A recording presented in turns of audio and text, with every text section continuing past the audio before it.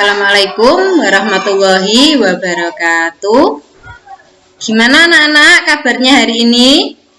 Alhamdulillah semua dalam keadaan sehat ya.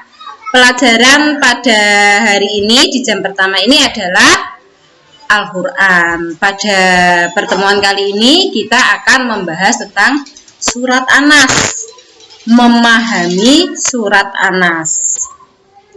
Surat An-Nas itu diturunkannya di Mekah, sehingga surat An-Nas merupakan golongan surat Makkiyah. Surat An-Nas terdiri dari 6 ayat. Surat An-Nas urutan surat ke-14 di dalam Al-Quran. An-Nas itu adalah manusia. Kata itu diulang berkali-kali dalam surat An-Nas. Surat An-Nas itu menjelaskan tentang perintah Allah, perintah untuk berlindung kepada Allah. Berlindung dari mana? Berlindung dari kejahatan manusia, berlindung dari bisikan setan.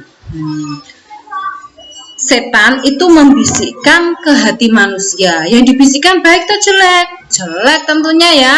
Yang dibisikkan itu menyuruh kita untuk berbuat hal yang tidak baik. Nah, maka adanya surat An-Nas itu untuk melindungi kita dari kejahatan-kejahatan jin dan manusia serta setan itu.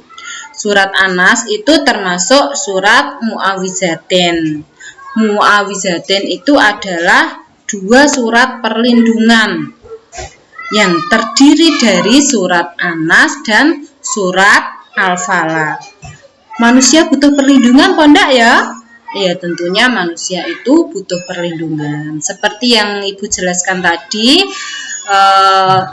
berlindung itu bisa dari kejahatannya manusia. Misalnya sama mau dijahati oleh manusia, atau sama dibisikkan oleh hal-hal yang tidak baik, disuruh hal-hal yang tidak baik oleh setan. Maka kita butuh perlindungan.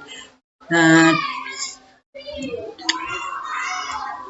kandungan yang ada dalam surat An-Nas itu adalah anjuran supaya manusia itu memohon perlindungan kepada Allah terhadap pengaruh hasutan setan yang menyelinap di dalam diri. Bisikan-bisikan setan yang kurang bagus itu loh ya.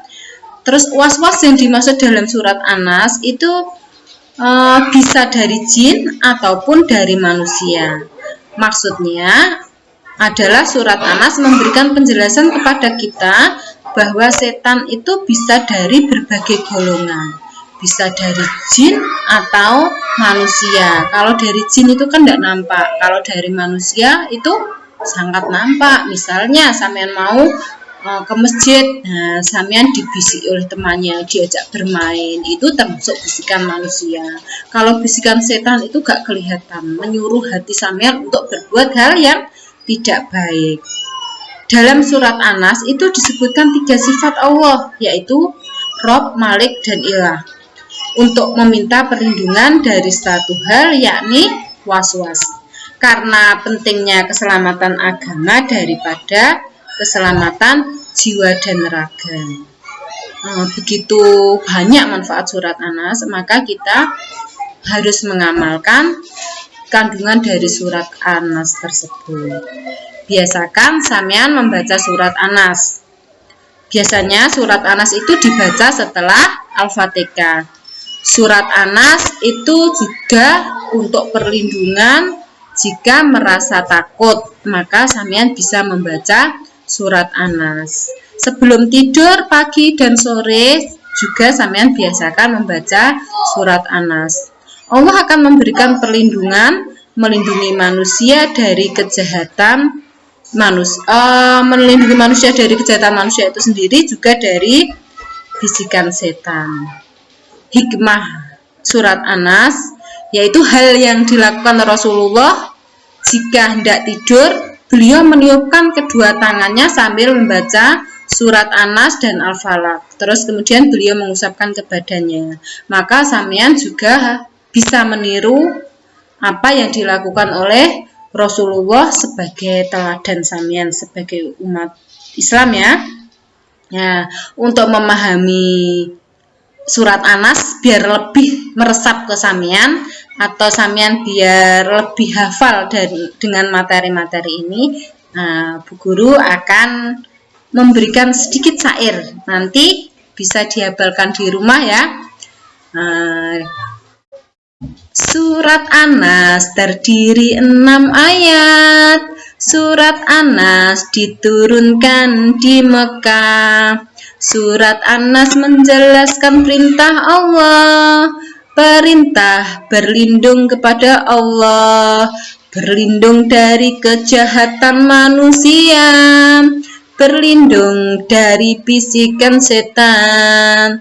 Surat Anas adalah surat mu'awizaten. Mu'awizaten 2 surat perlindungan. Surat Anas dan Al-Falaq. Manusia butuh perlindungan.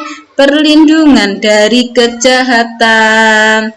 Kejahatan jin dan manusia yang menyengsarakan. Demikian anak-anak yang dapat Ibu sampaikan pada pertemuan kali ini. Semoga sedikit ini bisa bermanfaat. Jangan lupa tetap semangat untuk belajar dan materi-materi yang sudah Ibu berikan juga mohon untuk selalu dipelajari. Assalamualaikum warahmatullahi wabarakatuh.